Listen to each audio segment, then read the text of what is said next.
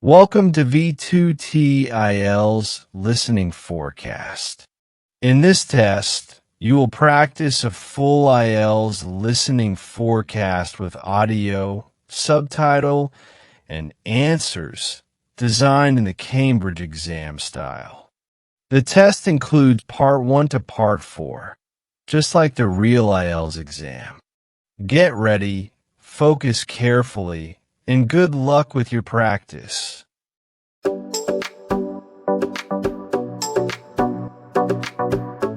Now look at Part 1. Part 1. You will hear a female and a male student talking to a female tutor about a self-evaluation form. First, you have some time to look at questions 1 to 6.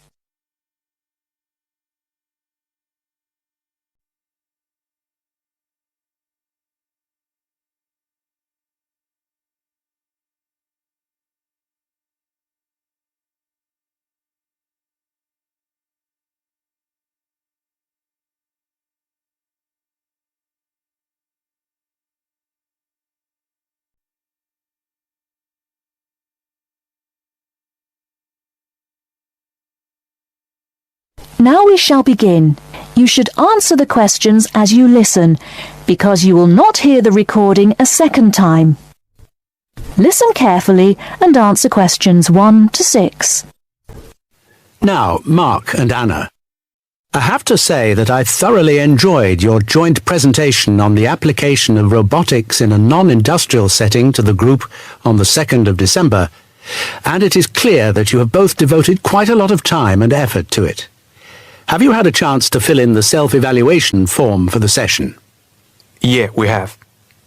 So, Mark, what do you think overall? Well, generally I felt the presentation worked very well. In fact, we seemed to hold the attention of the others throughout. And the pace of delivery was fairly even, as were the range of activities we organised. I agree with Mark, but I'm not sure we were comprehensive or academic enough. No comment, really, except that I don't think there was any question of it not being thorough. I think we were a bit too chatty and too jokey at times, rather than formal. OK, what do you think were the best areas? And which do you think can be improved on? Well, everything could have been improved on. I felt very good about the handouts. We'd spent a lot of time putting them together. They had a very professional appearance as we bound them into a booklet. To me, the handouts were the best part, as we had a very extensive bibliography and the booklet seemed to go down well. The booklet you did for the handouts certainly showed you had done a lot of work. But I think that you put too much material into it, and people got distracted by it. Perhaps you could have cut the handouts by about a third. I see. When I come to think about it, maybe you're right. OK.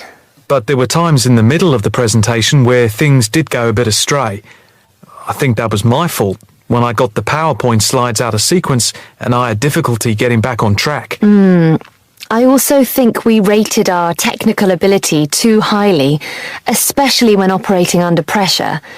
I had never done a presentation with technical equipment before, so it was a steep learning curve for me in particular. Yes, I think you could have done with a bit more practice with the equipment beforehand. Before you hear the rest of the conversation, you have some time to look at questions 7 to 10.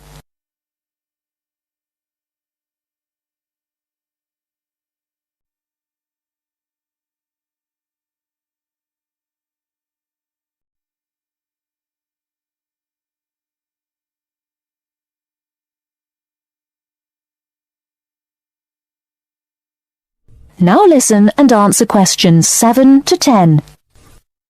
What about the next item on the feedback form? The aims and objectives. I think they were very focused, and we followed them through well, I think. We wanted to show how Europe was lagging behind other areas of the world. Yeah, I think they were clearly set out. Yes, agreed.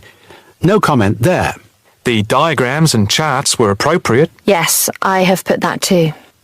They did work well in helping to illustrate and break up the presentation by cutting down on the number of words and text on the screen. What about delivery? Well, I think our performance was average. It was difficult to coordinate speaking and presenting the material at the same time. I was quite self-conscious of what I was doing. It was down to a lack of experience. Unfortunately, both of you had the habit of standing in front of the projector, so you kept blocking the image on the screen. To me, this is the area that requires the most improvement. The section on the predictions of the commercial application in the future, I think, appeared a bit haphazard. To me, it was a weak point of the presentation. And I think that some of the slides could have had fewer words. And we could have done some fancy graphics with the words. If you had to give yourselves a mark overall, how much would you give out of 10? 6, maybe? I'd be happy with that. Though bits were probably nearer a 7. So I'd say a 6. Anna, what do you think? I think for me it's perhaps a 7. Okay, did you find the task and the evaluation useful? That is the end of part 1. You now have half a minute to check your answers.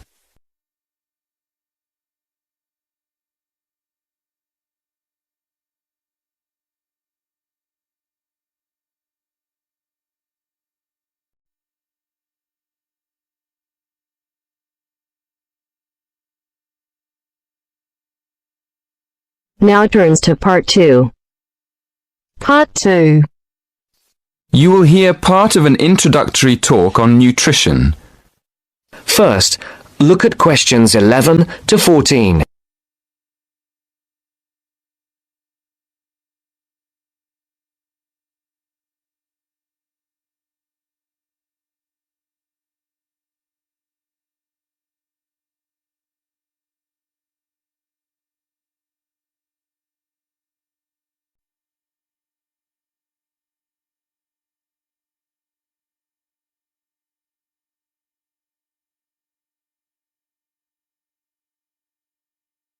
Listen carefully and answer questions 11 to 14. Good afternoon. Many people in the Western world eat the wrong food, and they eat far too much of it. So, the topic of my lecture today is healthy eating. I'll divide my talk into 3 parts. Firstly, I'm going to define what I mean by healthy eating. After that, I'll go on to talk about why people don't eat properly. And then I'll finish my lecture with some ideas for improving the situation. Right. So, what do I mean by healthy eating? Well, some people might think it means eating a lot of meat. Of course, vegetarians wouldn't agree with this. They think eating meat is very unhealthy. Other people think that eating a lot of cabbage is good for you, or a lot of salad. Well, naturally, cabbage, salad and meat can all be part of healthy eating. But for me, healthy eating means 2 things. One is eating a balanced diet, and the other is eating the right amount of food. In my opinion, a balanced diet means eating a variety of foods, including meat, vegetables, fruit, cereals, and dairy foods. Obviously, the amount of food we should eat is more difficult to decide. It depends a lot on how active we are. Before the broadcast continues, look at questions 15 to 20.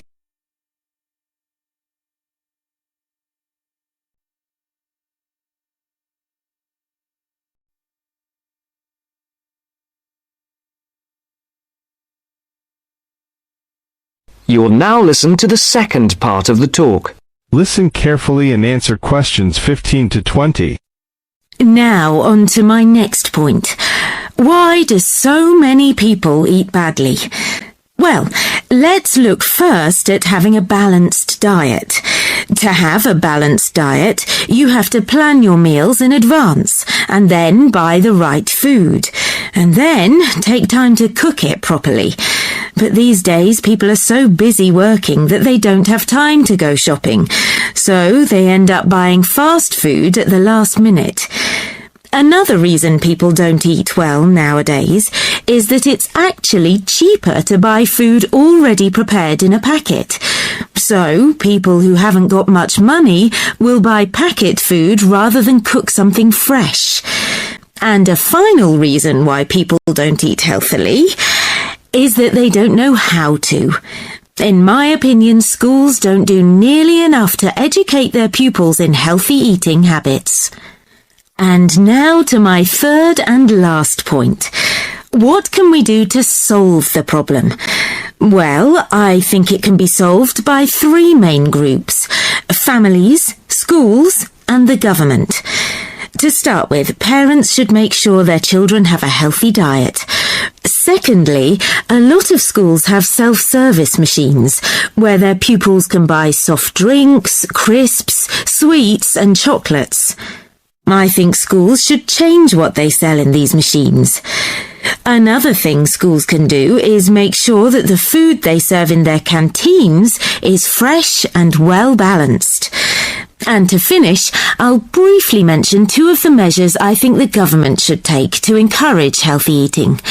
One is to limit advertising unhealthy food, and the other is to spend more money on educating the public about the benefits of a healthy diet. In my next lecture, I'll go into more detail about them. That is the end of part 2. You now have half a minute to check your answers.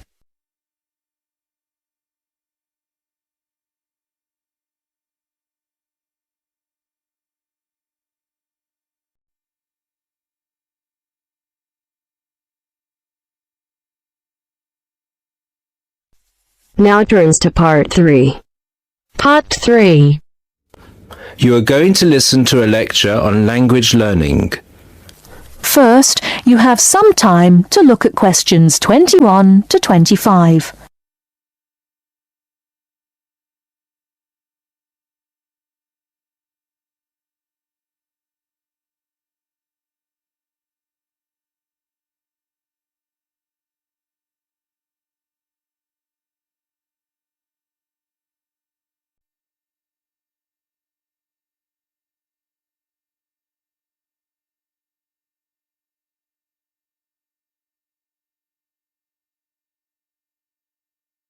Now listen carefully and answer questions 21 to 25.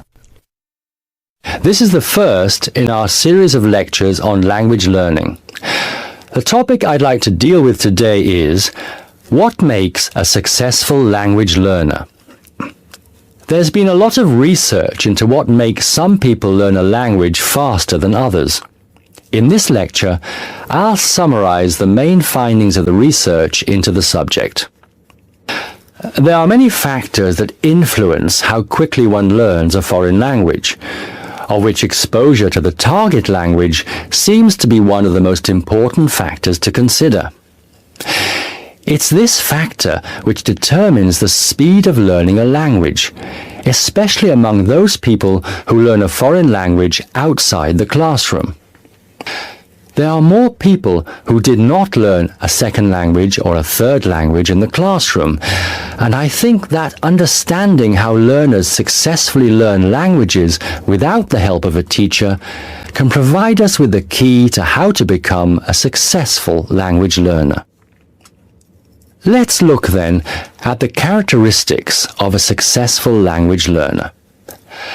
Motivation seems to be one of the key factors.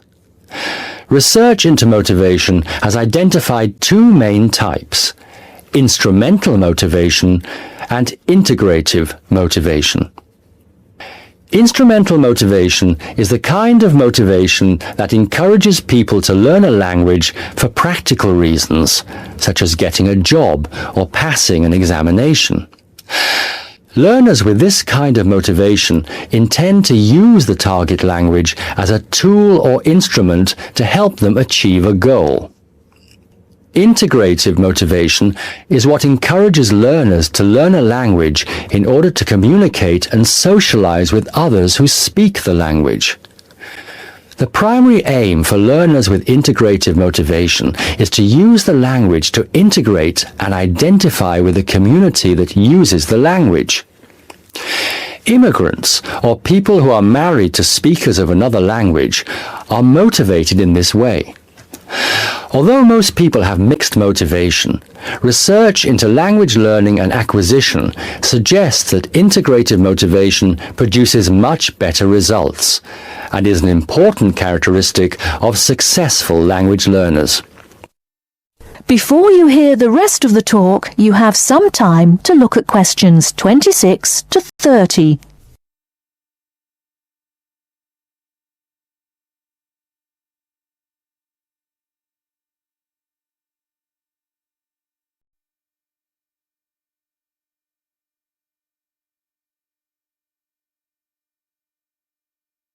Now listen and answer questions 26 to 30.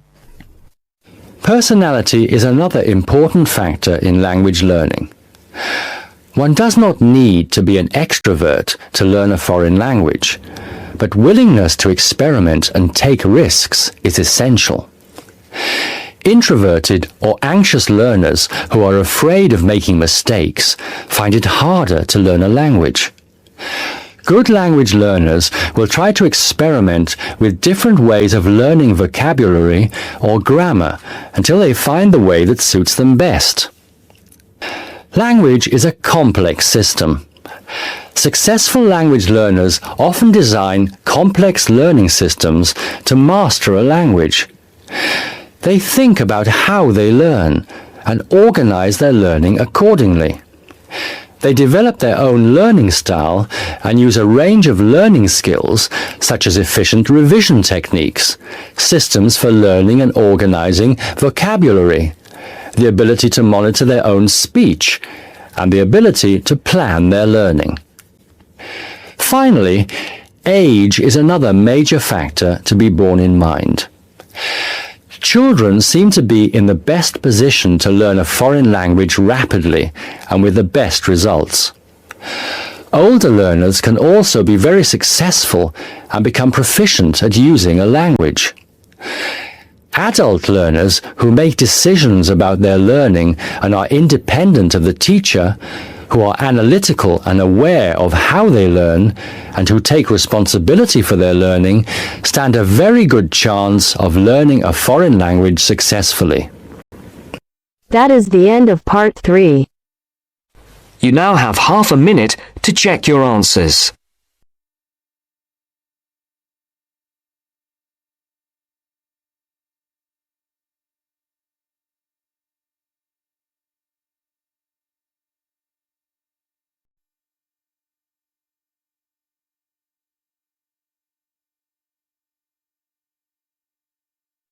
Now turns to part 4. Part 4. You are going to hear a talk about the tall ships race in Britain.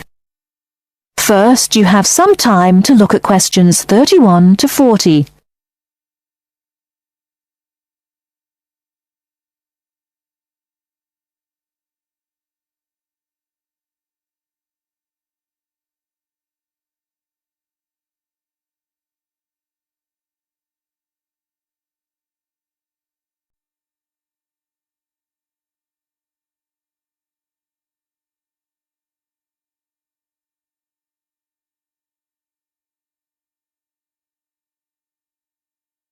Now listen carefully and answer questions 31 to 40. In July 1956, a fleet of 21 sailing ships from 11 countries raced each other from Torbay in Devon to Lisbon. The ships had been converted from cargo carrying to sail training ships. However, their future seemed uncertain, and the purpose of the gathering was to mark the passing of the age of the sail. What happened instead was that the sailing ships refused to say goodbye, and 2 years later they raced again, and the fleet was even larger. It was then that the title "The Tall Ships" was given to them, and the name remains today. The original organisers, the Sail Training Ship International Race Committee, now called the Sail Training Association, saw that a new international movement had begun: adventure training under sail. As race succeeded race, it became clear that the events had more to do with bringing adventure and widening the horizons of young people than of commemorating the passing of sail. Now, sail training ships began to be specially built, and young people from all walks of life wanted to participate.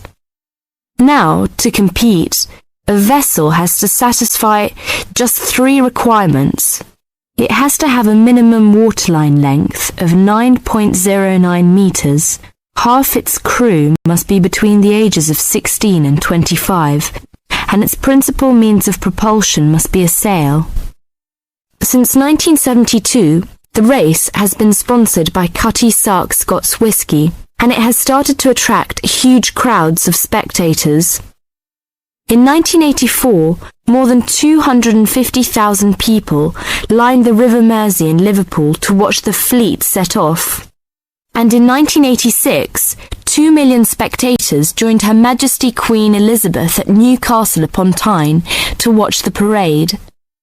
1989 was the year that the spectacular Cutty Sark Tall Ships race started from London. A grand fleet of up to 100 vessels gathered on the River Thames near Tower Bridge on Tuesday the 4th of July. The only thing that the racing yachts, ancient and modern, had in common was their young crews. Few were expert sailors, and the majorities were strangers to the sea and to each other. Between Tuesday the 4th of July, when the fleet began to assemble, and Saturday the 8th of July, when the ships took part in a grand parade of sail down the River Thames, vessels were berthed on either side of Tower Bridge. Some were moored in the Pool of London, opposite the Tower of London, while others were moored to the east of Tower Bridge. Smaller vessels were accommodated in St. Catherine's Dock. Many of the larger ships were open to the public. It was an amazing and historic spectacle as the ships sailed slowly up the River Thames. That is the end of part 4. You now have half a minute to check your answers.